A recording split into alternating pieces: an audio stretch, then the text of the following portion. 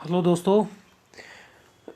Hope आप सभी अच्छे होंगे। और हम आज एक बड़ा अच्छा टॉपिक लेकर के आए हैं इंडियन हिस्ट्री का। ओके, कांग्रेस जो है वो हम स्टार्ट करेंगे अभी यहाँ से। Okay, Indian national Congress INC। Okay, तो उसके बाद फिर जो है वो कैसे आगे बढ़ते हैं वो सभी हम आपको आज जो है यहाँ से बताएंगे। ठीक है, तो मॉडरेट फेज़ रहेगा ये। ओके, दो फेज़ रहे थे, मॉडरेट फेज़ और एक्सट्रीमिस्ट। ओके, तो आज हम मॉडरेट पढ़ेंगे क्योंकि पहले मॉडरेट आया था और उसके बाद फिर नेक्स्ट हम पढ़ेंगे। ओके, तो स्टार्ट करते हैं आज की वीडियो। होप आपको वीडियो अच्छी लगेगी। अगर वीडियो अच्छी लगे तो लाइक कीजिएगा, चैनल को सब्सक्राइब कीजिएगा। ओके, चलिए अब मैं आपको थोड़ा सा इंडियन नेशनल कांग्रेस के बारे में बता देता हूँ। ओके, INC जिसको हम बोलते हैं इंडियन नेशनल कांग्रेस, ये 1885 में बनाई गई थी। A.O. ह्यूम, ओके, एक British retired British civil servant थे। Okay, retired British civil servant थे।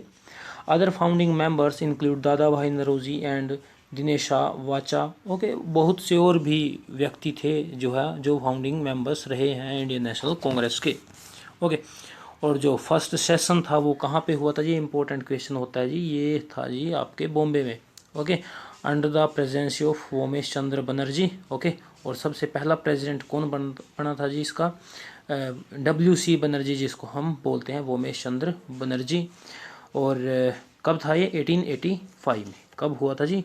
फॉर्म हुई थी 1885। और फिर क्या पहला जो इसका सेशन हुआ था, ओके, तो इकट्ठे हुए थे वो बॉम्बे में हुए थे। और वहाँ जो प्रेसिडेंट बने थे इसके, ओके, प्रेसिडेंसी थी उस सेशन की, वो WC बनर्जी के ऊपर थी। ओके, 1885 में। First session was attended by 72 delegates from across the country. Starting में जो है वो 72 पर्सन ही जो है 72 मेंबर थे इसके, जो बॉम्बे में जो सेशन हुआ था उसमें। ओके, पूरी कंट्री से थे ये। और अब जो है वो ये फैलेगी। एंड कई बार पूछ लेता है कि कौन वाइसरॉय था इस टाइम। ओके, जब ये इंडियन नेशनल कांग्रेस जो है वो बनी थी। Viceroy of India at the time was Lord Dufferin. Lord Dufferin थे ये, who gave his permission to whom for the first session. First session की इन्होंने ही जो है वो परमिशन दी थी।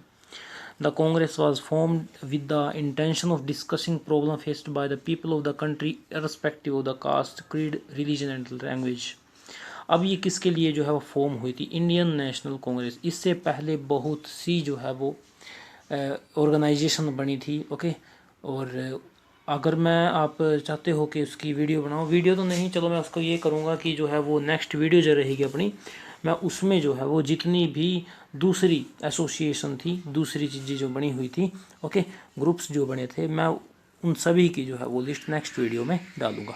ओके, तो जो कांग्रेस बनाई गई थी वो इस इंटेंशन से बनाई गई थी, जो लोगों के व्यूज़ थे। ओके, चाहे वो कोई भी कास्ट है, चाहे कोई भी रिलीजन है, लैंग्वेज है, उन सभी के जो व्यूज़ का मतलब है, उनकी जो डिमांड्स थी, ओके, उनको जो चाहिए था वो सभी जो है वो कहाँ तक पहुँचे। वो जो प्रॉब्लम वो फेस कर रहे थे वो गवर्नमेंट तक पहुँचे और गवर्नमेंट फिर उसके ऊपर जो है वो स्टेप ले।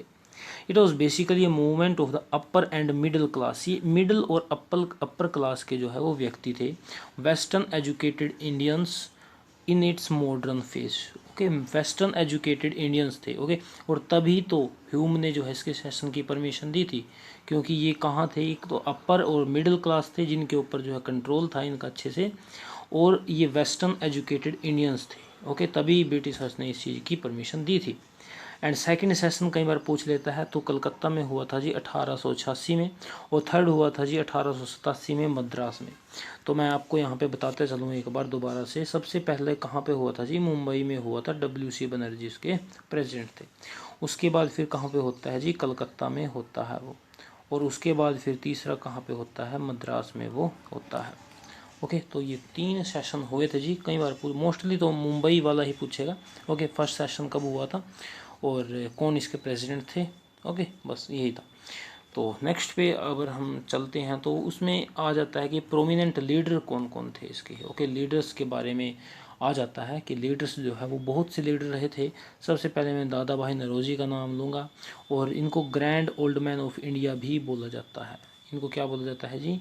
Grand old man of India.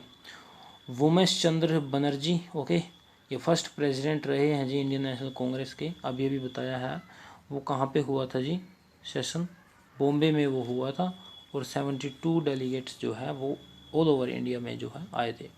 अब उसके बाद GS अय्यर आते हैं, जी सुब्रमण्यम अय्यर, ये जो है वो फाउंड करते हैं the Hindu newspaper.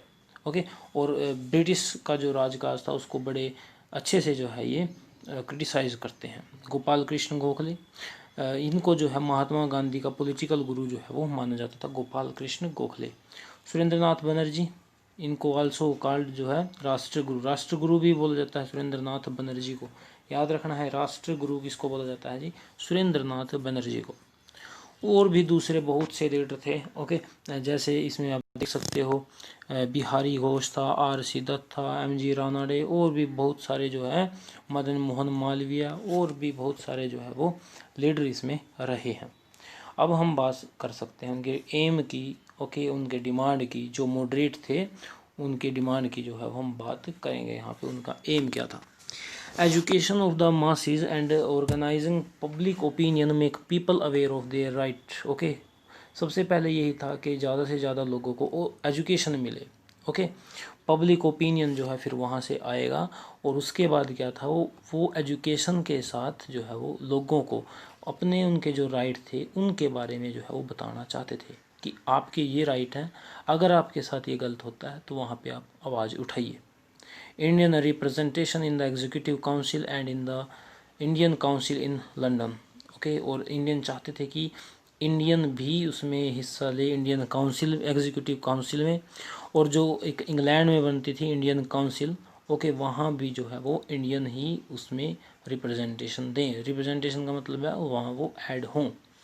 Reform of the legislative council, reform चाहते थे ये।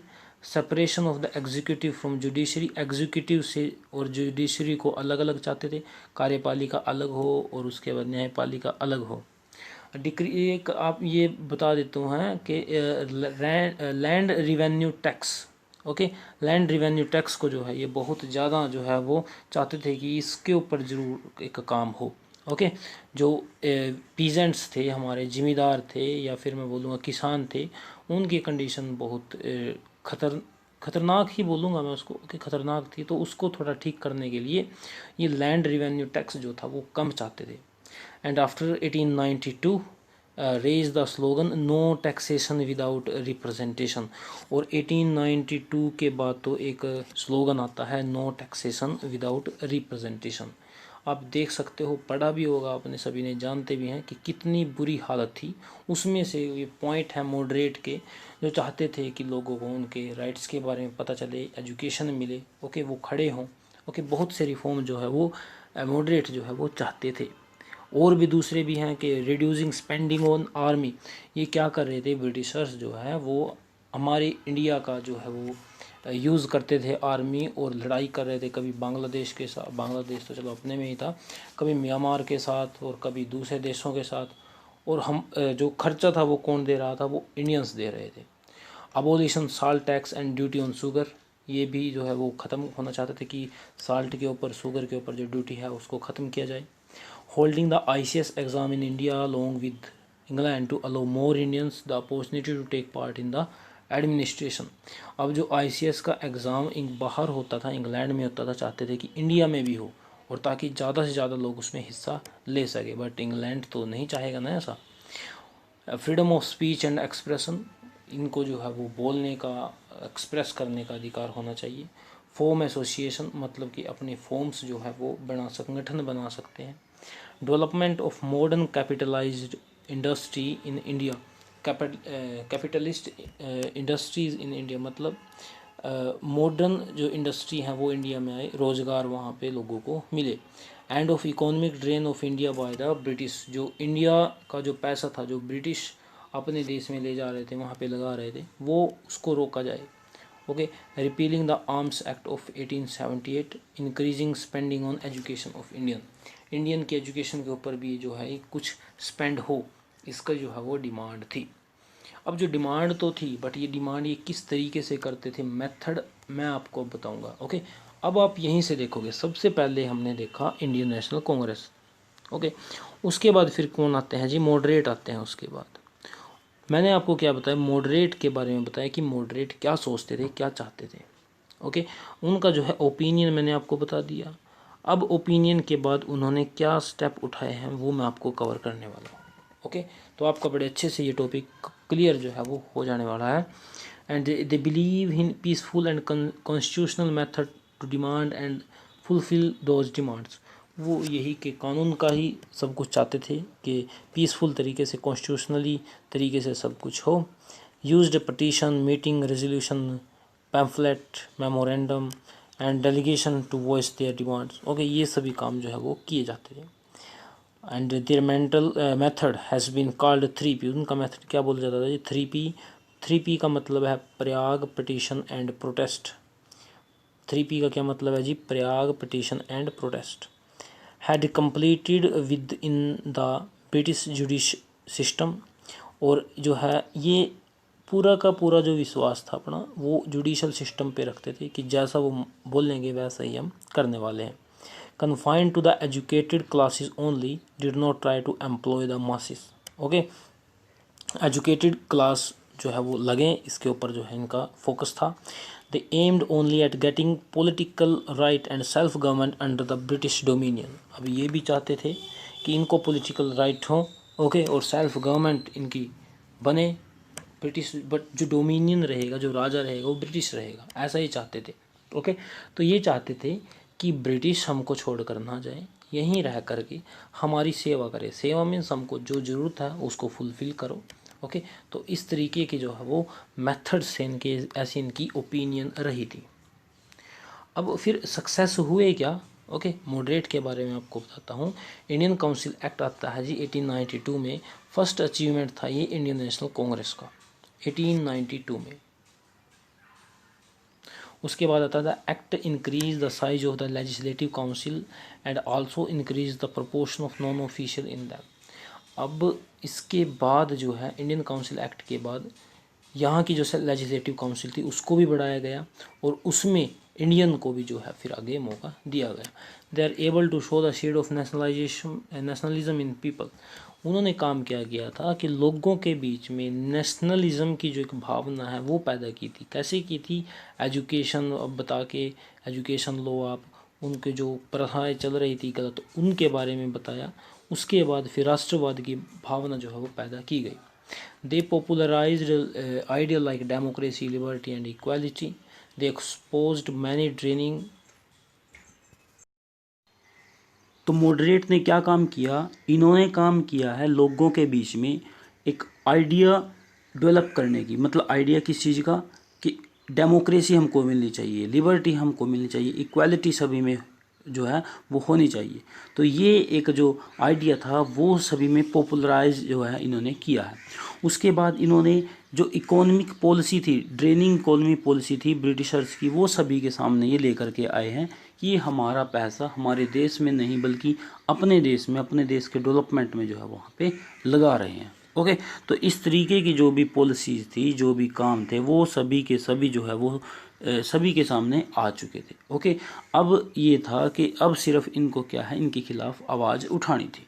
ओके, तो नेक्स्ट अगर मैं बात करता हूँ तो अब कुछ लिमिटेशन रही थी मॉडरेट्स की, वो मैं आपको बता देता हूँ। मॉडरेट की लिमिटेशन सबसे पहली तो यही थी कि ये जो है वो मास की तरफ ना जा करके, मास मूवमेंट की तरफ ना जा करके, लोगों को इकट्ठा ज़्यादा ना करके, सिर्फ एक एजुकेटेड एलाइट पीपल ही इन्होंने जो है वो उसमें पार्टिसिपेट किया है। ओके, कोई भी अगर काम था तो उसमें सिर्फ एजुकेटेड एलाइट पीपल ही पार्टिसिपेट करते थे, दूसरे नहीं। उसके बाद इन्होंने कंप्लीट इंडिपेंडेंस की डिमांड कभी नहीं की, पूर्ण स्वराज कभी नहीं मांगा। सिर्फ मांगा क्या? हम उनको सिर्फ ये दे दो, ये पॉलिसी है, ये आप आनी चाहिए और जो रूल है वो आप करोगे। Okay, they did not understand the power of mass movement people unlike Gandhi who use this power. और उन्होंने कभी भी मास मूवमेंट पावर को समझा ही नहीं। ओके, जो कि अगर भीड़ की एक जो ताकत होती है उसको कभी समझा ही नहीं, और जो उसकी ताकत को समझने वाले थे वो गांधी जी थे, और जिन्होंने कई मूवमेंट फिर बाद में किए हैं। ओके, और अगर हम बात करते हैं कि पीपल की, जो हमारे यहाँ के थे, इंडियन थे। अब देखो, जो हमको बताने वाले थे वो कौन थे, वो इंडियन थे कि ये पॉलिसीज़ जो है वो ब्रिटिशर्स की है। ओके, और जो ये बताने वाले थे ये भी कहाँ से पढ़ करके आए हैं, ये भी वेस्ट से पढ़ करके आए हैं, यूरोप से पढ़ करके आए हैं। तो कहीं ना कहीं एक टच ये भी रहता था लोगों के दिमाग में कि ये वहाँ से पढ़ करके आए हैं। ओके, और वेस्टर्न पॉलिटिकल थिंकिंग जो है इनमें रहती थी वो। ओके, तो इस तरीके की जो है वो लिमिटेशन थी जी हमारे मॉडरेट्स में। तो यहाँ तक जो है वो किया है मॉडरेट्स ने। ओके, क्या क्या अचीवमेंट थी, क्या क्या इनकी लिमिटेशन थी, वो सभी हमने पढ़ी है। ओके, तो एक ओवरऑल आइडिया ये था कि इन्होंने एक मन बना दिया था लोगों का कि जो ब्रिटिशर्स हैं वो हमारे खिलाफ हैं, इनके खिलाफ आवाज़ हमको उठानी है। सिर्फ ये काम किया था जी मॉडरेट ने। ओके, नींव बनाने का काम किया है मॉडरेट ने। अब आगे हम पढ़ेंगे नेक्स्ट वीडियो में। Thank you.